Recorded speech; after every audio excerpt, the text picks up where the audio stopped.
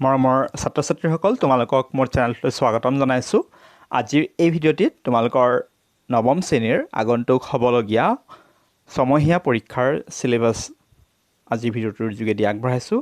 আজিৰ এই ভিডিঅ'টোত ছ'চিয়েল সায়েন্স অৰ্থাৎ সমাজ বিজ্ঞানৰ সিলেবাছটো লৈ আহিছোঁ আৰু ইয়াৰ আগৰ ভিডিঅ'সমূহত বাকী যিখিনি বিষয় আছিল তোমালোকৰ অসমীয়া, ইংৰাজী, বিজ্ঞান, গণিত সকলো বিষয়ৰ সিলেবাছ আগবঢ়োৱা হৈছে আৰু সকলো বিষয়ৰ সিলেবাছৰ ভিডিঅ'ৰ লিংক এই ভিডিঅ'ৰ ডিসক্ৰিপশ্যন বক্সত আছে।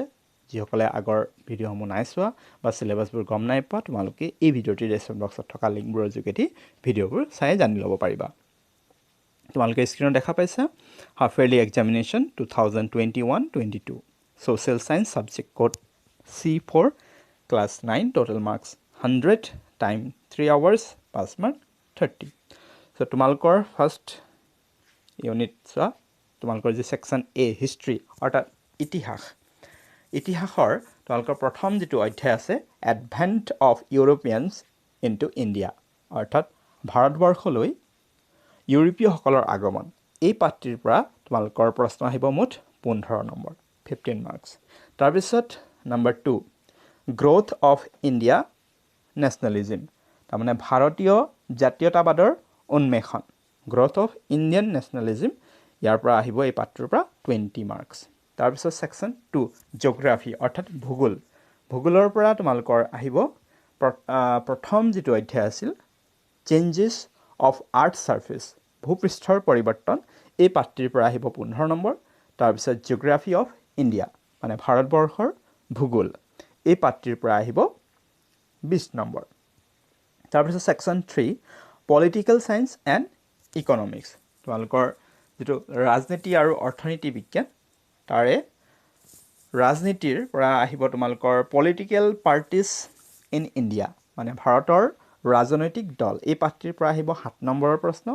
আৰু টাইপছ অফ গভৰ্ণমেণ্ট বা চৰকাৰৰ প্ৰকাৰ বা শ্ৰেণী বিভাগ, এই পাঠটিৰ পৰা আহিব 7 মাৰ্কছ বা 7 নম্বৰ। আৰু পাৰ্ট 2 অৰ্থাৎ অৰ্থনীতি বিজ্ঞান বা ইকনমিক্সৰ পৰা আহিব তোমালোকৰ বেছিক কনচেপ্টছ অফ ইকনমিক্স মানে অৰ্থনীতিৰ যি মৌলিক বিষয়সমূহ, যিটো পাঠ আছিল প্ৰথম অধ্যায় তোমালোকৰ অৰ্থনীতি বিজ্ঞানৰ, তাৰ পৰা আহিব 6 নম্বৰৰ প্ৰশ্ন। চ' থিয়ৰী আমাৰ টোটেল 90 মাৰ্কছ আৰু ইণ্টাৰনেল এছেছমেণ্ট আছে environmental project 10 marks, grand total 100 আৰু 100ৰ ভিতৰত তোমালোকে 30 মাৰ্ক 5 মাৰ্ক পাব লাগিব। চ' এইখিনি আছিল তোমালোকৰ ছ'চিয়েল ছায়েন্সৰ চিলেবাছ। তোমালোকে চিলেবাছৰ মতে তোমালোকে প্ৰস্তুতি চলাই যাবা আৰু আশা কৰিছোঁ সকলোৰে পৰীক্ষা ভাল হ'ব।